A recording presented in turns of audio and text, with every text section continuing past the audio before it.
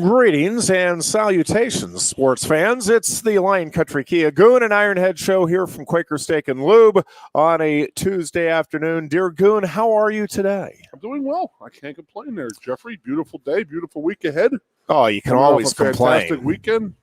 And if you can't complain, I can help you. No complaining needed. It was a good weekend, buddy, watching the Masters. Yeah.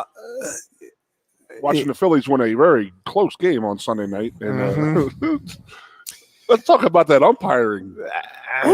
Hey, what's your feel? Do you know what I'm talking about? The home plate play? Yeah. Okay. I mean, they couldn't say he was out. There was no evidence that said that he didn't touch. That's the only reason he was safe. And for people to still be talking about it is like blowing my mind right now. And then ESPN announcers, Philly fans Philly players are used to people throwing stuff. I mean, it's such old and stupid and played out. It drives me nuts. Typical Philly fan over here. Here we go. Here we go. Come get your beating on Thursday night with the Flyers Penguins, by the way, Ironhead. Yeah, I'm getting 3.5 goals for my buddy. I'm starting to get pumped about my Penguins. I really am. I'm still concerned about the defense. I still think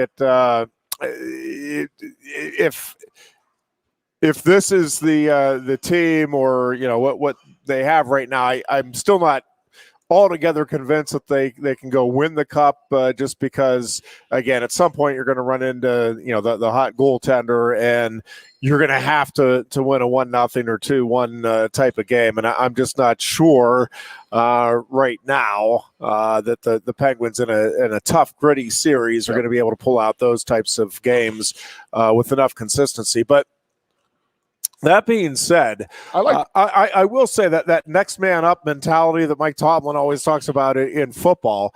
My God, the Penguins, they are going to have some tough choices to make in terms of who to keep on the roster. And, one of the things that they brought up in one of the recent post-game shows was the possibility of, and I like it, is, it may be a series by series or even a game by game. Hey, let's bring this guy up for tonight because we like the way he does this, and a little concerned about the way this guy does that. But man, the number of players that they are getting significant contributions from. Again, even as some guys get back and healthy, again, it's a nice situation to be in where you're trying to decide which of the good alternatives you want to go with.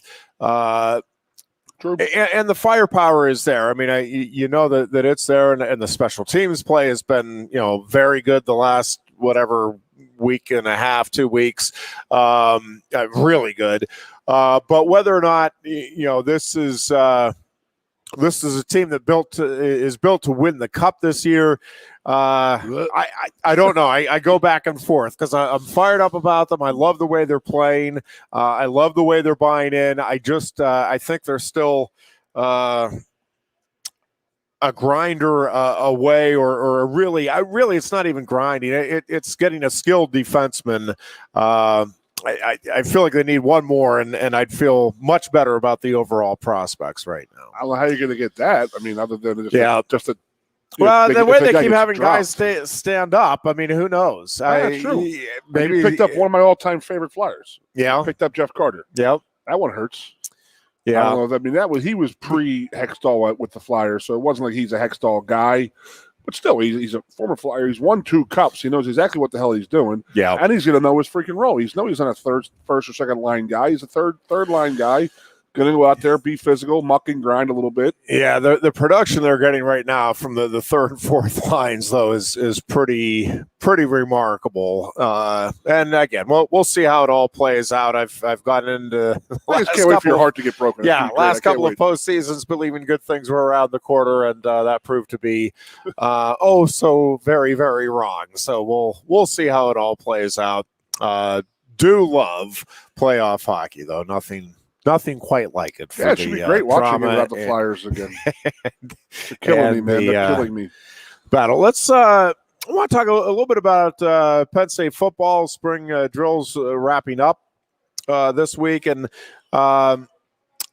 I guess you're just kind of overall feeling going into next season and kind of both from a Big Ten perspective, a national perspective, and just kind of an overall feel for the program right now. I did the obligatory show with Booch and Brandon and Mailman yesterday. Yep. We were talking a lot about it, listening to the coaches saying and the players talking about. I don't think people realize the importance of spring football, especially when you have new coaches coming in. And you had to break in 4 new coaches last year, one being your offensive coordinator. And, they can sit there and bullcrap all they want and saying, oh, well, installation was great through our Zoom calls and we were doing this. And you can sugarcoat it all you freaking want.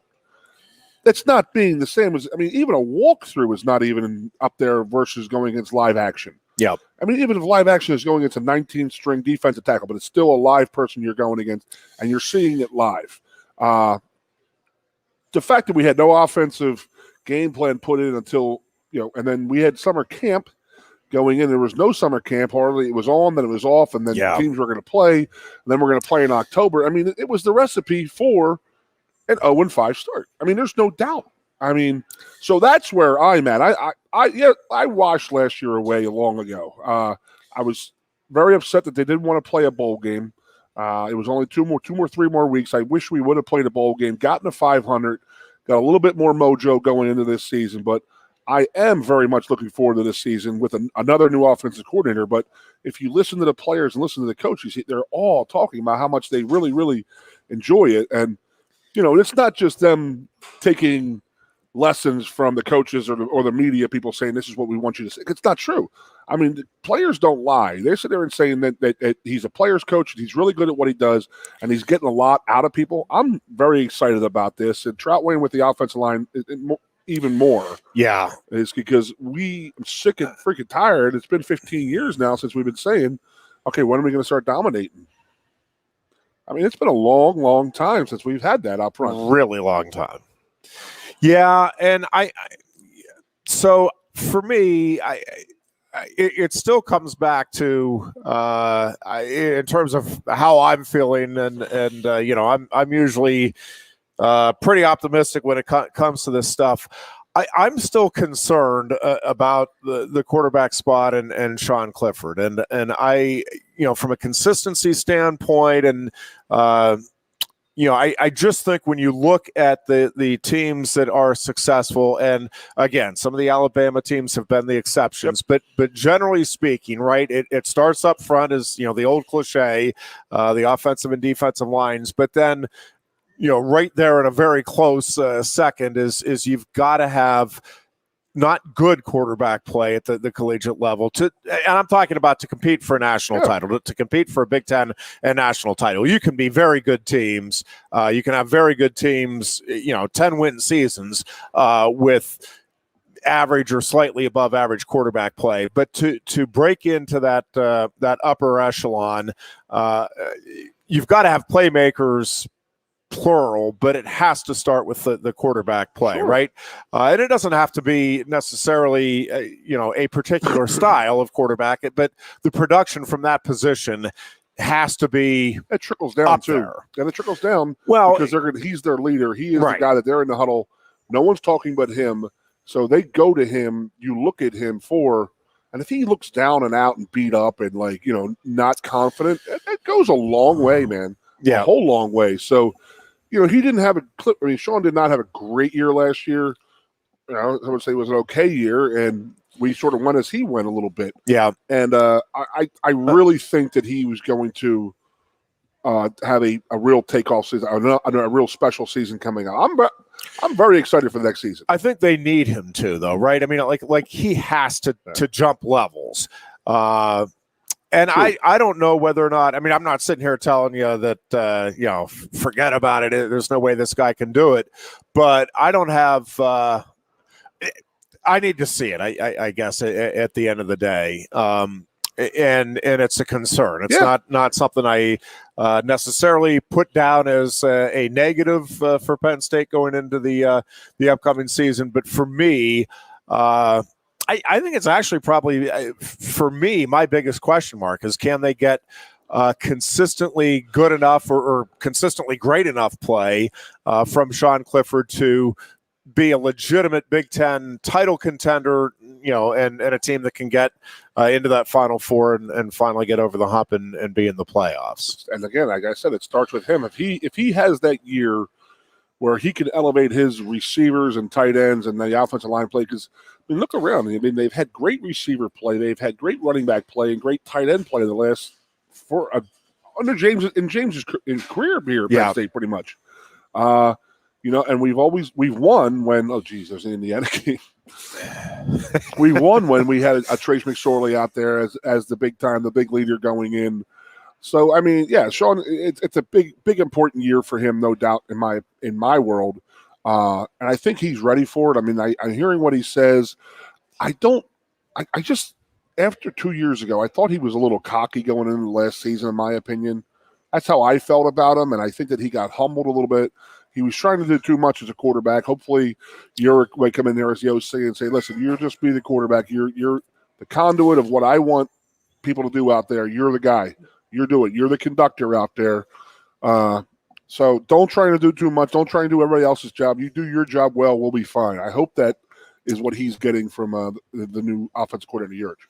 Yeah, and it's, delivering the ball accurately and making good decisions, right? Those are the two absolute key things for him. Don't force a ball in there, live to fight another day. If Absolutely. You need to throw it away. I mean, all of the stuff that you hear coaches talk about from day one when you're playing football, but those are the things that are going to be difference makers in terms of whether or not Penn State, again, can take that next jump. Ohio State's still I think clearly the class of the Big Ten going into the season. I mean, I just think from an athleticism standpoint, it's Ohio State, and then there's Penn State and a bunch of other teams chasing them. That's not going to change in your opinion. My opinion is never going to change until we do knock them off. We do have the 2 or 3 year run where they are sitting there saying, you know what, we got to be what Penn State is. And I don't know. If you listen to Coach Franklin, he has more of a tough love approach, in my opinion, with these guys right now. Yeah. And it's business approach right now. I mean, I think he's past the buddy aspect of him being a coach and trying to be their best friend and stuff like that. Where I'm listening to his press conference, I mean, he seemed like he was holding players accountable, and that is a big difference from what it's been in the past, in my opinion, my feeling. And that's a great thing. I think that he needs to let these players be players and let them be players, but he's still also be the head coach and still, held them accountable. And, guy messes up, he's come out of the game. Yeah. So it'd be interesting to see how that goes too. Yeah. I think this is going to be a really interesting season. Obviously, still don't know exactly what things are going to look like as far as the fans. Tell me there's no tailgating, else. and I know there's 100% chance there will be tailgating. Exactly. Yeah, no, good. The official Goon and Ironhead prediction is absolutely no chance of all 107,000 plus fans being allowed into the stadium. No chance of tailgating. I got one for you. Probably no chance of an undefeated season. Certainly no chance of a playoff. I got one for you. Booch, you'll like this and laugh. So I joined one of those online pools for the Masters. Me and my friend. He came in last. I came in second to last of like 25 people. I'm like, I am literally the worst prognosticator in the history of the world. I should not be talking about sports at all. Yeah, Dustin Johnson repeating, did you? Yes, I did. Tiger Woods finishing as the runner-up. Yeah, I mean, my two guys were Dustin Johnson and Day. And then they made the cut. Yeah. And then that was. I don't know why I picked. I didn't have the Zalora. I may have had Hideki Matsu. I picked the winner. I still came in second to last place. So it's as bad as Booch picking Baylor last week and coming in as bad as he did on our pool, but he picked the champion. So yeah, Zalorda's a pretty interesting story. It's going to be interesting to see if he can become the next guy. Zalordas? Yeah. You're not a Twitter guy, but did you see his exchanges this weekend with I did Adam not. Sandler and Happy Gilmore? No. Because if you remember the Happy Gilmore the movie, it was 25 years ago, and they gave him a caddy before in his first golfing match. Yeah. And it looked just like Zalores. I mean, it looked just like him. The long blonde hair, and he's about 82 pounds soaking wet.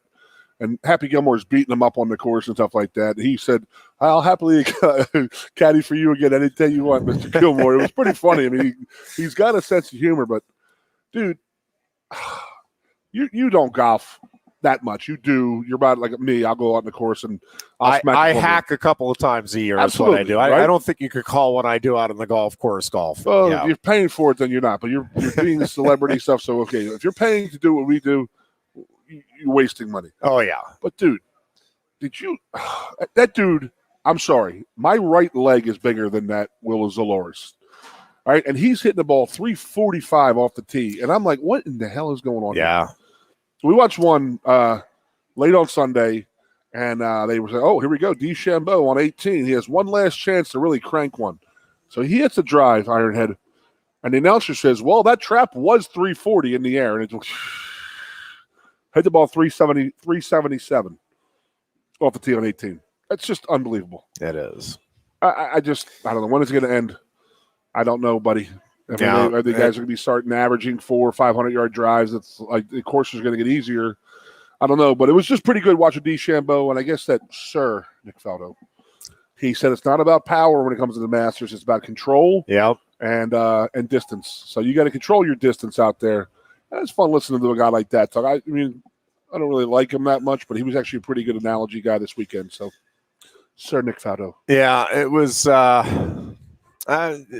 it was fascinating to watch. The drama was not there on Sunday. Tried to make it a little interesting at the end, but not really. Matsui just went about his business. Yeah, he played fantastic. I mean, he did. When you're watching him on Sunday, he drops that first stroke. Zalores goes -2 after, and there was a one-stroke difference. I said, "Oh, here we go." Yeah.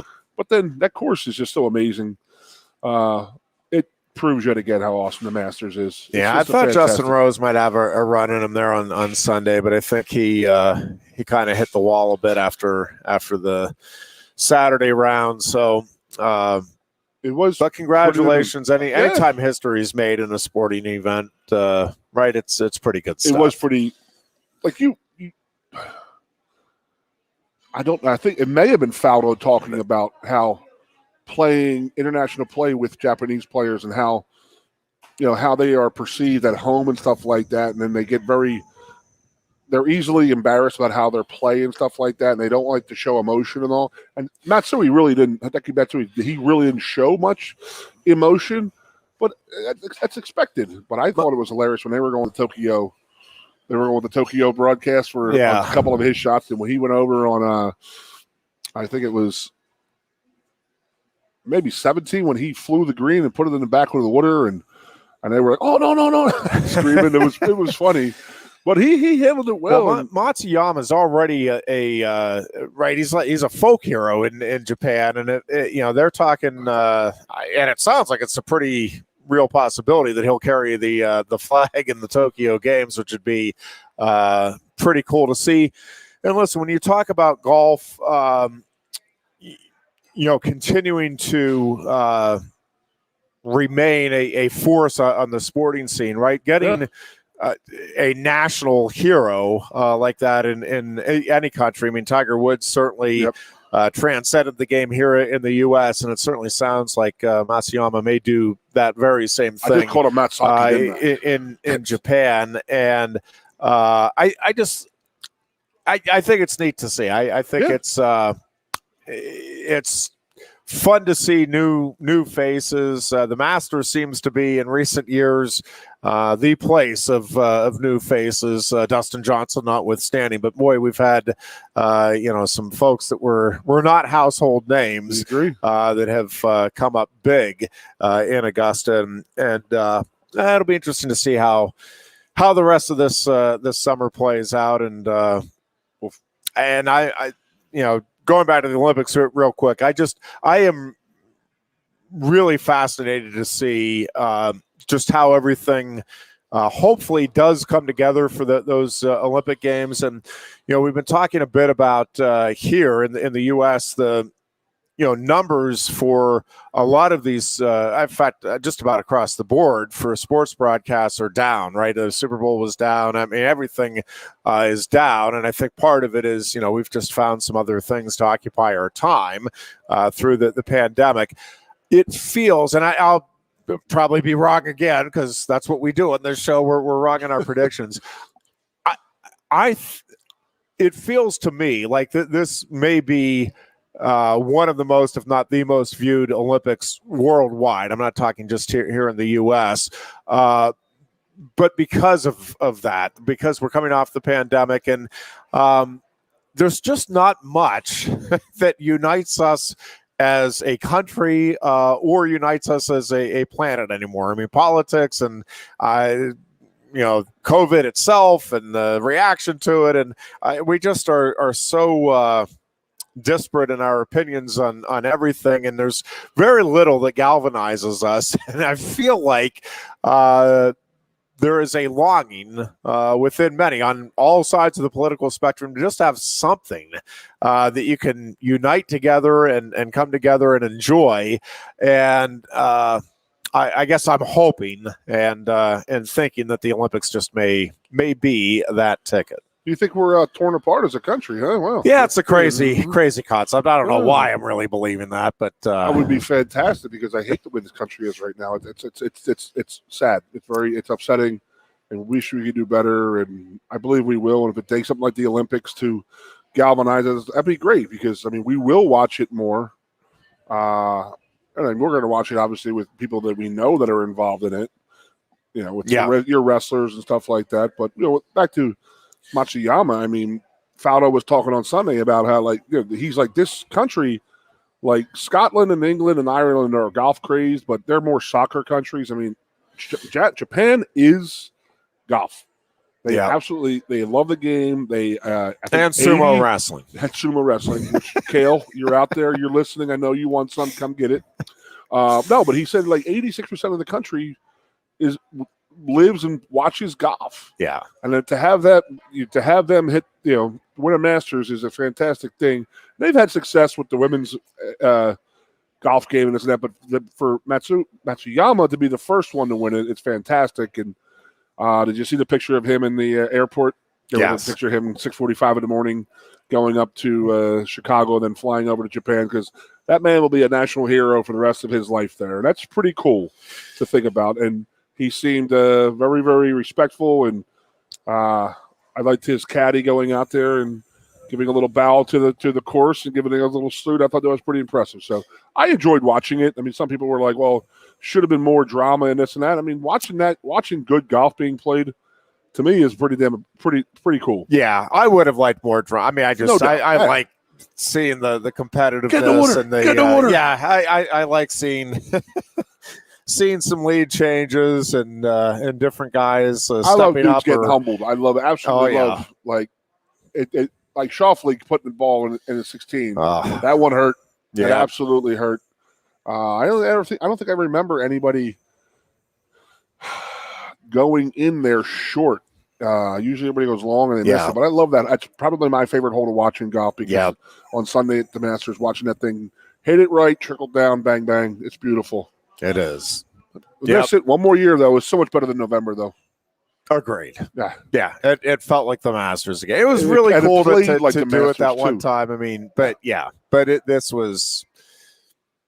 We're back to the marking of time and standards and all of that, and that's just part of it. Of course, I also got reminded over the weekend with my itchy eyes. I keep itching my eyes here during the show that usually with the Masters in its traditional starting time, that usually signals the start of allergy season for yours truly. And this year is certainly no different. So there's that marking. Ironhead's going to be more ornerier. It's just Claritin to the rescue. Couple of other things just wanted to touch on today. A couple of things with the when you look at going back to the Olympic Games here.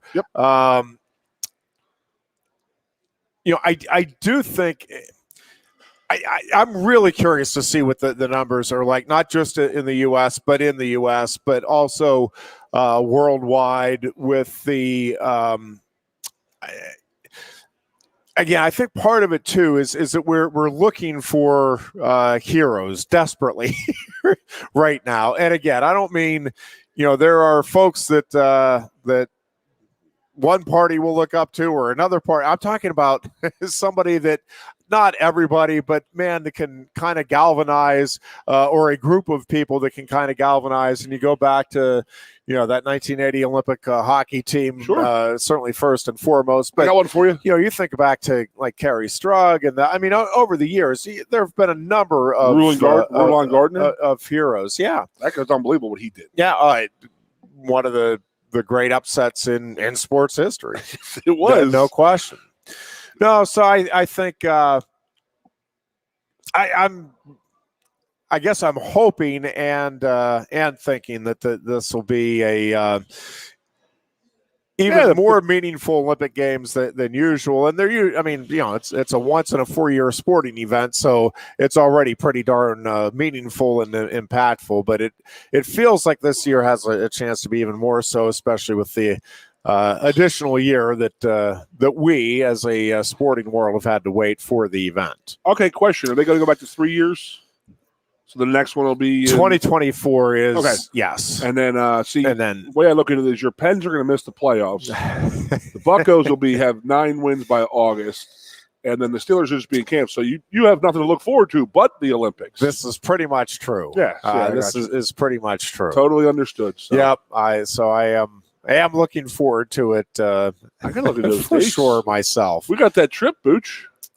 I'll make sure we have Olympic coverage down in Barbados if that's mid-August. Oh yeah. We have a date for the Olympics. You better think. We do. Okay. I don't know what that date is offhand, but nice. I can look it up. Olympics are one of my favorites, buddy. We'll take it's one of those things too where I always like the people that come out of the woodwork and admonish. You're not a real gymnastics fan if you're only following it for the Olympics, or you're not a real whatever fan. Well, right, yeah. But enjoy your moment of having, that's what makes the Olympics cool, you morons. Yes, we're a football, baseball, hockey crazed society, but the Olympics roll around and we want to check out the best and the human drama and all of that. And so we watch sports that we don't normally watch because it is the Olympics. So take that and enjoy it. And that includes the wrestling community. You'll get a bunch of non-wrestling fans. If the U.S. has the type of run that I think it will have, you're going to have a whole lot of non-wrestling fans going, oh, well, that's cool. U.S. just won 4 gold medals in an event that only has 6 weight classes. How cool is that? So, enjoy it. You instead of complaining about it, right? You're right. Not a lot of people are following swimming year round. There's again that community, obviously, but it's a small community. But you get the spotlight, a big part of the spotlight anyway. Once every 4 years, enjoy it and bask in it would be my humble advice. There you go. Take a break here. We are back with more of the Lion Country Kia Goon and Ironhead show right after this. Lion Country Kia is offering exceptional deals on your new Kia during Kia's Command the Season event. We have a nice selection on the 2021 Kia Sportage with various options and prices as low as $26,800, saving you $3,000. Or if you demand big power and towing capacity, slip into one of the 2021 Kia Sorrentos available on our lot, starting at $32,680. Discover why Kia drivers throughout the area come to Lion Country Kia or visit online at lioncountrykia.com. Introducing the new dusted Ghost Pepper at Quaker Steak and Lube. 11,700 SHUs of fire dusted on award-winning wings. Try it, or are you afraid of the heat? I'm here with Keith Goon Conlon, and you've got a little trip you're cooking up for August. Tell us about it. So we got 4 or 5 ex-football players, Shane Conlon, myself, Troy Drayton, Justin Kupakis, and Mike Maudie.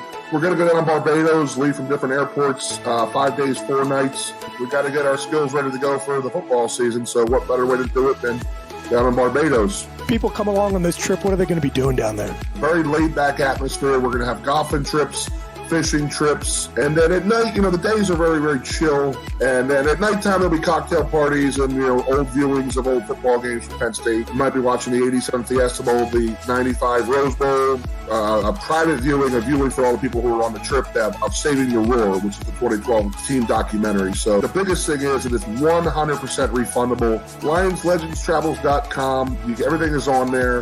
It's $19.95 a person. There's multiple airports, so check in. Good stuff, Goon. Lions Legends Travel. Check it out.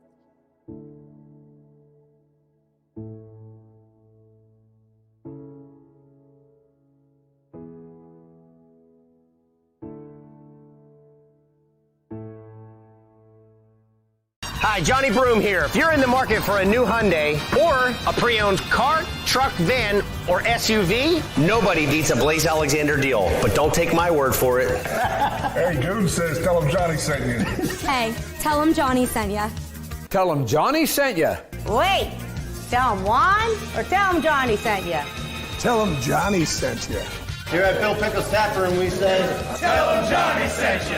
And remember, tell him Johnny sent you. Well, we're tired of making the audience suffer through looking at 2 mugs made for radio, so we introduce a face made for TV and put him right in the middle. Casey Kantz, kind enough to join us here at Quaker Steak and Lube. Good to see you, man. Well, it would help if I turn up your mic. Good to see you too. Good to see you too. We bought the eye candy in here for. We bought the Kantz over here. Please. How you guys doing today?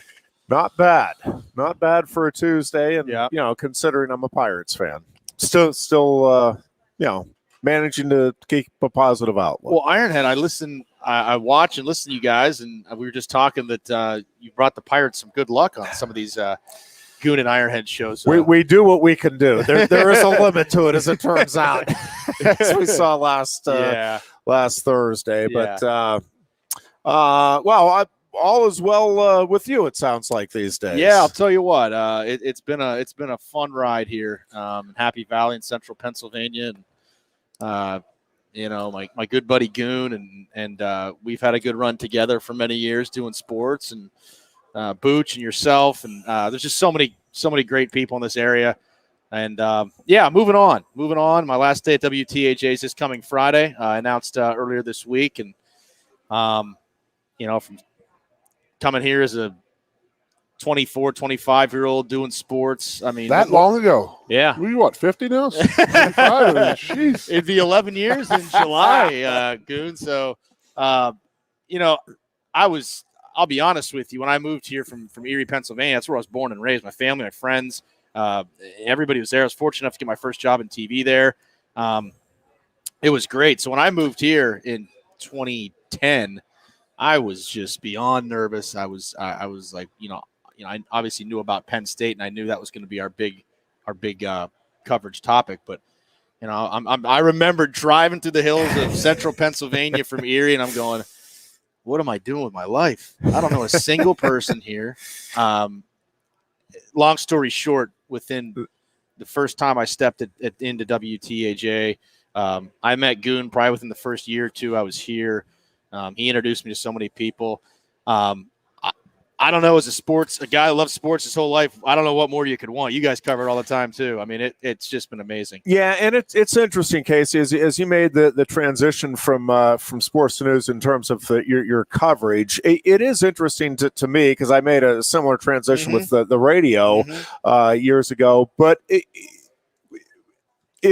they are so intertwined in this area, and maybe it's like that in most areas. I don't know, but boy, in this area, right? I mean, you can't report the news without the impact of Penn State football. And I'm not even talking about the game itself or the score, but as we saw with the impact last year with COVID and everything, man, you talk about an impact on the economy, on the psyche of a community, on virtually every aspect of life. And it is just it's interesting to see that the dynamic of how sports really does significantly impact the news cycle. Oh my gosh! Here. I mean, Penn State is everything here, and for good reason. There's nothing I'll miss more. I was just talking to Mark Brennan earlier today, and sorry about that. What's going on with that? Yeah, no. Sorry, man. And Neil Riddell yesterday. Oh my God!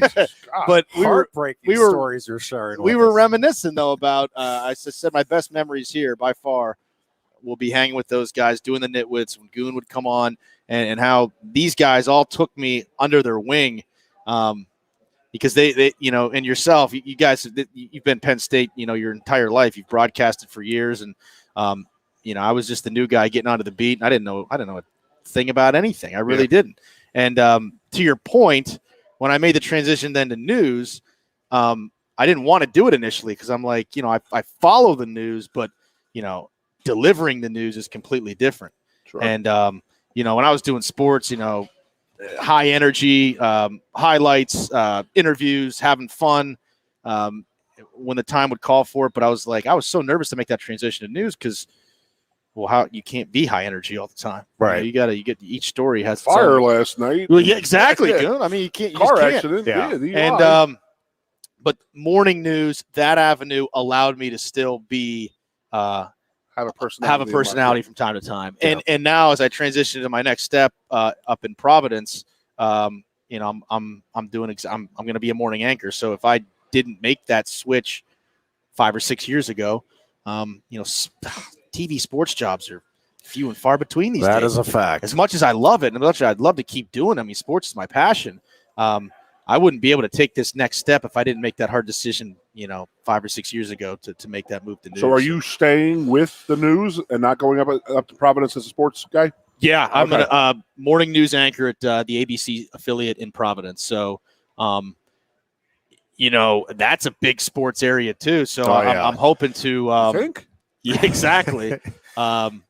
First of all, I gotta get used to those teams because my loyalties lie elsewhere, obviously. So we'll talk about your loyalties. I knew you'd rib me on that. The oddest thing in the history. I know.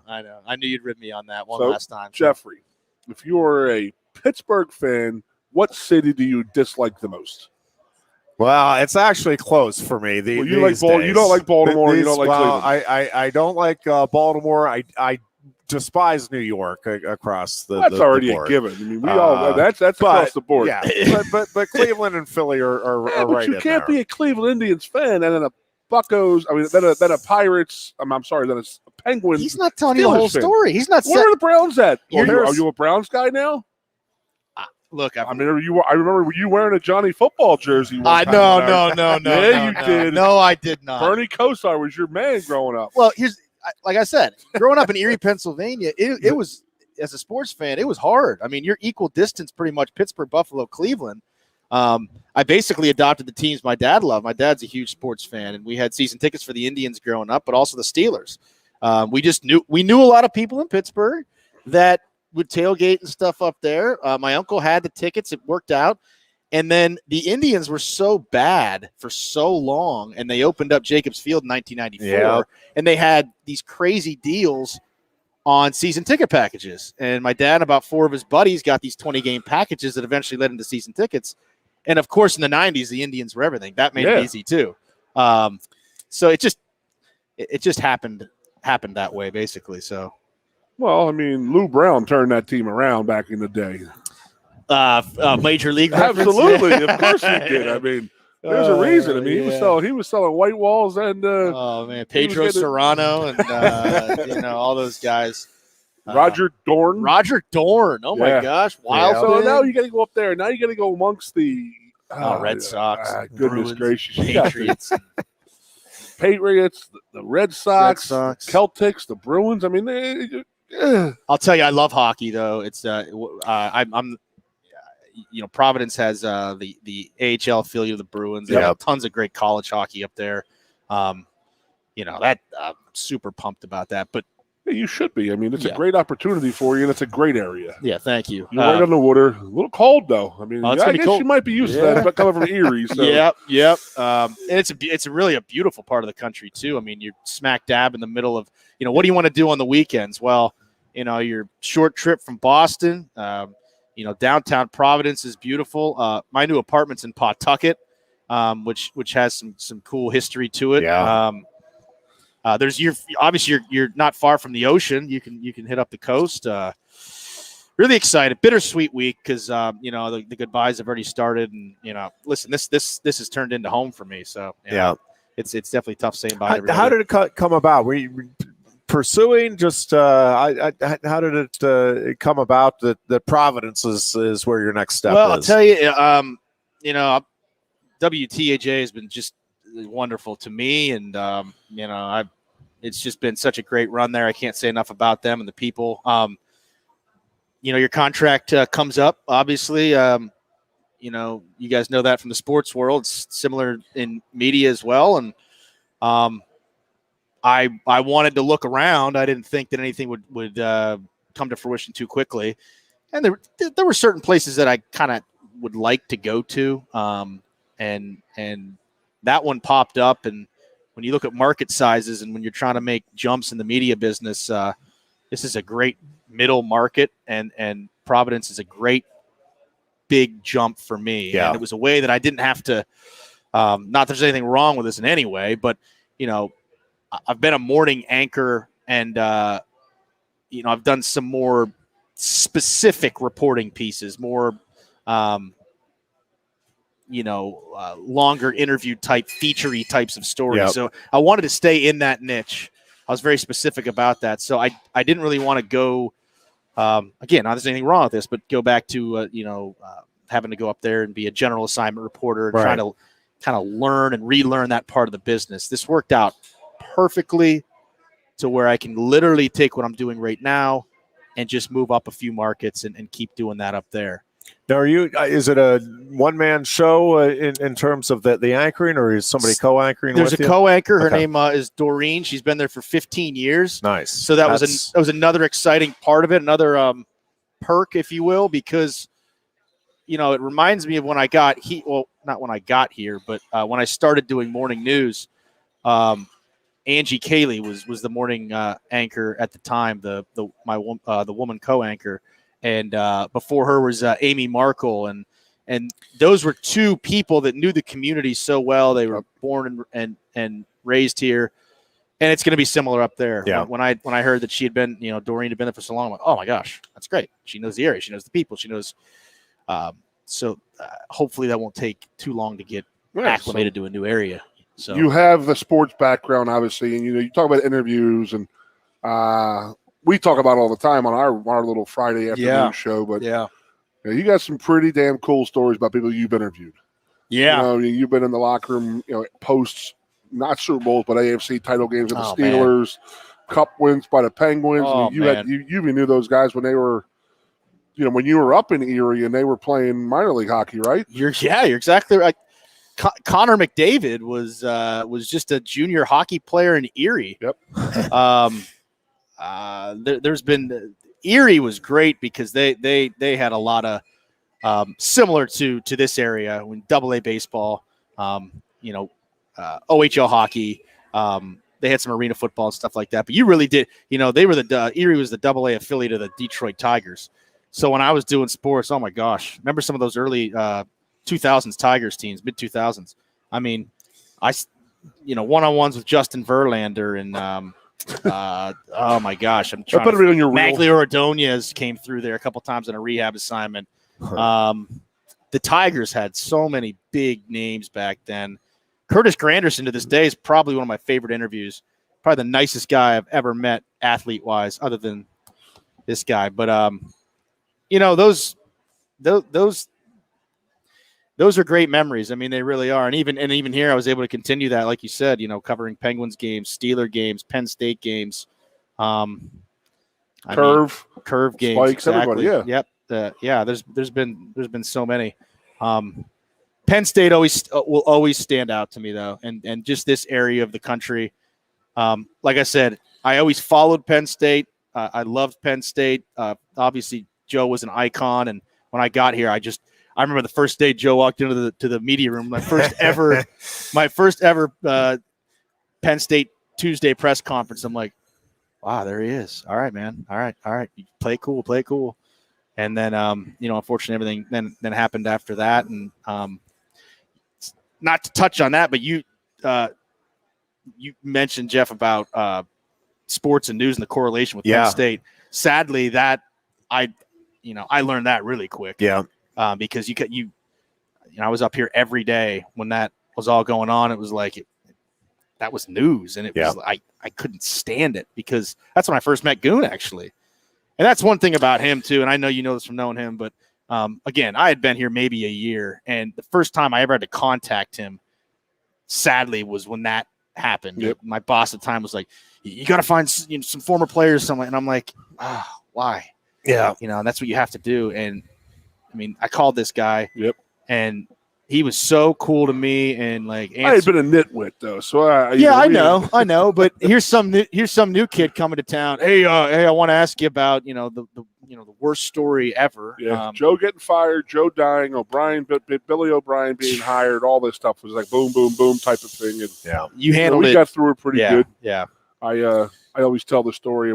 Jeff, you know my dogs, the French bulldog. Yeah, 3 now, don't you? Yeah. We're interviewing in my living room, and his sound guy is like, "What the hell is that noise?" And we turn around, and our little white ones in the corner going, like staring at us. We thought that was so freaking funny. Oh yeah. So I guess that one of the first things that we had done together to get the Friday show going happened right here.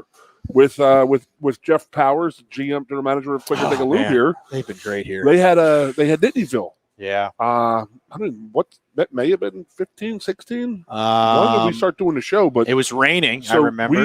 He goes, "Hey, we have our first show." It's one of those rare days where it was raining. Here in Happy Valley. Yep. I'll be It's darned. Friday morning, and we start the show at 6:00 in the morning, and I was like, "Are you kidding me?" Yeah. And he goes, "No, we're going to go over to Nittanyville." And we're going to have, we're going to interview some of the students and this and that. And Jeff Powers from the Louvre was like, "All right, I'll be there." And he shows up. He has 400 wings. It was amazing. Handing them out to the kids. And in it's the freaking tents funny as shit. I don't care. 6:00 in the morning. A college kid will eat a chicken wing at 6:00 in the morning. You were walking. You were just set. The kids weren't even up. You're setting in front of all their tents. We were like putting like bait out there. And putting like a who isn't gonna eat a free wing at 6:00? Especially forget college. So it was pretty funny. So Jeff was putting the wings out in front of the tents, and they were like reaching out. You see hands coming out and pulling it back, and like it was a rat trap. So, but that was the genesis of what me and KC started doing on our Friday show. Was we did it here for 3 or 4 years, and then this past year we were Dunkin' Donuts, right? Yep, we did Dunkin'. Dunkin'. Well, look, down at Spike Stadium. Pat yourself on the back a little bit because the show eventually got sponsored in the last year by Dunkin'. Dunkin' took it on, and I hope that means that people tune in at noon on Fridays. And I was looking for Destination XL, the Fat Boy clothing store. I was after that one. I needed some credit. I mean, damn. I'm glad you shouted out Jeff Powers though, because he for those years, it was great. He took good care of us here. We had some good times over here. We had Spice come in the one time, him and his son. I've never seen a 12-year-old eat 25 wings as fast as Spice's kid. It was pretty impressive. I'll still hold on to that picture. We're sitting over there with Spice eating wings. Yeah, that's good stuff. It's been great. What are you most looking forward to in Providence outside of the business aspect of it? As you said, it's beautiful. I've only been there once. It was we actually went up to cover Penn State at the time. I was actually sports director at RSC. We covered Penn State when they were in the regionals up there in the NCAA tournament. We drove around a little bit. We were only there for I think a couple of days, but it is a really neat area. You're right. It is. It's a nice city, first of all. So, and where it's positioned, like I said, is what do you want to do on a Saturday or Sunday? Well, pick your poison. I mean, you want to, take the short little walk and walk downtown and go shopping and have nice lunch and have some drinks or whatever. Cool. Do it. You want to take the train to Boston? Okay, do that. You want to go catch a Celtics or Bruins game. All right, you want to go to the beach? All Gotta right. ask, are you a seafood person? Do you like I seafood? am. Oh All my right, gosh! I'm Yeah. sure you're okay with that. Oh, I love Like, seafood. I got to get your address when you get up there. If you weren't, you you're were going to coming have up. to become one anyway. Yeah. When you get up there, I don't Exactly. Whether you like seafood or not, we're coming. You better. No, I wouldn't have it any other way. That's the thing. I feel like leaving here is as tough as it's going to be. I really feel like I made some really lifelong friendships. I know Goon travels a lot, so I'm hoping that he'll make the trip up my way sometimes. And and there's many people that I've worked with over the years that that have just reached out and just congratulations, I love that part of the country. I'm looking forward to that. You are right. There is so much to do, and you're going to expand so much right now. It's a great move for you. Thank you. Really good move for you. Thank you. Yeah, I'm looking forward to it. Bittersweet, but looking forward to it. No, I think a whole lot of fun. Let's talk a little bit of baseball here. Is nowadays I'd say you're making the right decision as an Indians fan over my beloved Buccos. I'm getting excited about just routine stuff now. But I like the fact that we're going to have shouldn't presume, I guess, but. Yeah, I am expecting that we're going to have a full 162 game season and back to the true test that baseball is, which is how consistent can you be over a really long period of time? Yeah, I'm with you, and the Pirates have been it's so early, obviously, when you talk about 162 games, so it's so early, and I mean I'm kind of trying to level my emotions too with the Indians because they've had a better start than I thought when you lose a guy like Frankie Lindor. Yeah. But I mean, even the way the way that the Pirates played over the Cubs was promising. They've had some pretty big hiccups in there too, but I'm like you. I love baseball. I love this time of year. PNC Park's one of the most beautiful ballparks in the country. It is a beautiful park. Yeah, and I'm looking forward to hopefully getting to a point again where we can have full stadiums and have you been to Fenway? Just asking. I'll tell you what, I have not. Oh. And my dad and I, for years when I was growing up, we did a ballpark a year. That's cool. Did Wrigley, did Old Yankee Stadium, New Yankee Stadium, everything. Not everything, but Fenway's one of the ones I've not get been outside to. and you just go out there on Yawkey Drive and outside in the distance, and all you do is they have outdoor grills going. Huh. Me and Ironhead talk about when you go into a Spike Stadium, you pay your ticket, you get your ticket to go in, and you start smelling the hot dogs and the sauces. It's exactly what that environment is up there. It is a minor league environment with a high-ass major league team up there. It's Fenway is a really cool place. Yeah, I ended up going to – the seats were built for you. The what? The seats were built for you. You're going to be tight. Trust me. So, yeah. I went there with a buddy of mine my size. We needed to buy 4 tickets just to have somewhat comfort. So I went to Fenway, did not see a game, and had one of the best nights I've probably ever had. Really? Like a tour? Well, no, what happened? So I have an off-the-air story? There's more to it off there. Ironhead. No, a buddy of mine is a huge Indians fan, and so there was a group of us that went up Indians-Red Sox game. This is, oh my God, I don't even, probably 20 years ago now. But so we went up, it had tickets for, I don't even know what, it had to have been either a Friday or a Saturday night.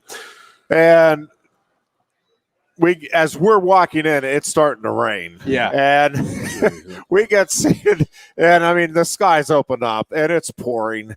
And we're like, it's still cool that we're here and to see it. And so we waited out for a while, and it becomes pretty apparent that this one isn't going to be played. So they make the announcement that it's not looking good. We're calling it for tonight. So the number of bars within walking distance of that park is truly astounding, and I think we hit every one. One of those kind of nights. We had a very good time. But the history, just even in those bars, I mean, it was cool being in Fenway. Yep. I wish we had, obviously, but I mean, we didn't see a pitch in the place, which was disappointing. And I think we must have had to. We didn't end up going to another game.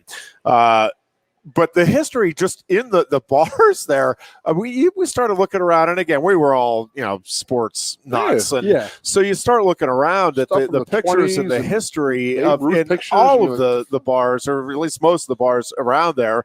And, we're striking up conversations left and right and talking, and of course there are fans from all over the country there talking about their teams. We really did. It was just a great night. Yeah.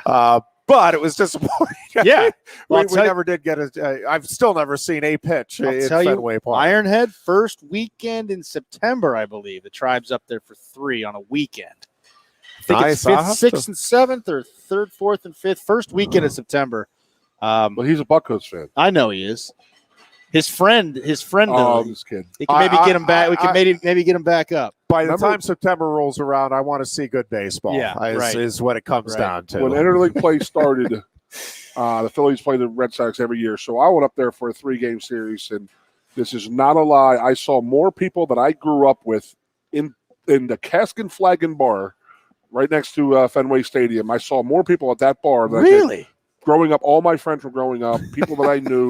It was just because it was like the Phillies were up there, so they, my town. That's crazy. Crazy sports fanaticals, and I bet you I saw 25 people that I hadn't seen in years. Well, I mean, since we're talking bars, I mean, I hear the bar scene in Boston is just crazy. Just get ready for the sausages. That's all I got to say. They're amazing. You can go out anywhere and you'll start smelling them. Perfect. Hey, we got we got your cheese. We're in the part of the state. You got cheesesteaks on one side and sandwiches with fries on the other. I'm ready for some sausages. That sounds good. Least shocking development in the history of media. Goon and Ironhead talking bars. And food. Hey, nothing wrong with that. Go figure. Beautiful. Yeah. Casey, it really has been a pleasure to watch you over the years, to see your coverage, and we certainly wish you the very best of luck in Providence. Ironhead, you're a legend here, man. I've listened to you for a long time since I got here, and Goon, obviously, you know how I feel about you, brother. And congrats and good luck, brother. You deserve it. I hope we can all stay in touch. Thank you for having me on. Really appreciate it. No, we appreciate you coming down. Sure. And Goon and I will be back on Thursday. Just a little heads up on Thursday. John Ziegler is releasing the first of, I think it's a 19 series, part series podcast on the Jerry Sandusky case, and in part 1, he is airing a interview that he had with Gary Schultz a few years ago, and I just actually finished up listening to it on the way in. John was kind enough to send me an advanced notice of it, and I'm just telling you, we're going to kick that around a little bit on Thursday because there's some really interesting and powerful stuff in there. So that'll be among the things that we are talking about on Thursday's program. Until then, we hope you are both good and safe. Talk to you Thursday. Lion Country Kia is offering exceptional deals on your new Kia during Kia's Command the Season event. We have a nice selection on the 2021 Kia Sportage with various options and prices as low as $26,800, saving you $3,000. Or if you demand big power and towing capacity, slip into one of the 2021 Kia Sorrentos available on our lot, starting at $32,680. Discover why Kia drivers throughout the area come to Lion Country Kia or visit online at lioncountrykia.com. Introducing the new dusted Ghost Pepper at Quaker Steak and Lube. 11,700 SHUs of fire dusted on award-winning wings. Try it, or are you afraid of the heat? I'm here with Keith, Goon, Conlon, and you've got a little trip you're cooking up for August. Tell us about it. So we got 4 or 5 ex-football players, Shane Conlon, myself, Troy Drayton, Justin Krupakis, and Mike Maudie.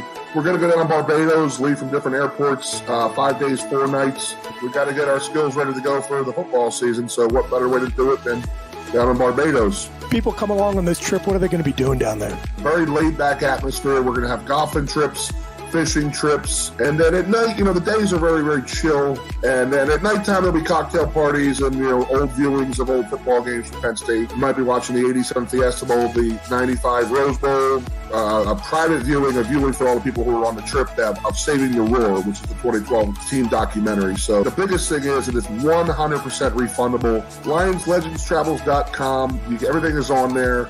It's $19.95 a person. There's multiple airports, so check in. Good stuff, Goon. Lions Legends Travel. Check it out.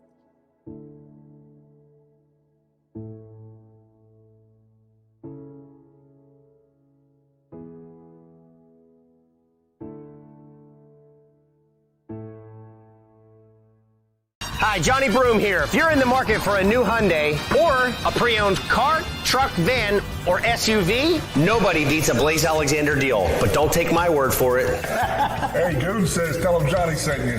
Hey, tell him Johnny sent ya. Tell him Johnny sent you. Wait. Tell him Juan or tell him Johnny sent you? Tell him Johnny sent you. Here at Bill Pickles Tap Room, we say, Tell him Johnny sent you. And remember,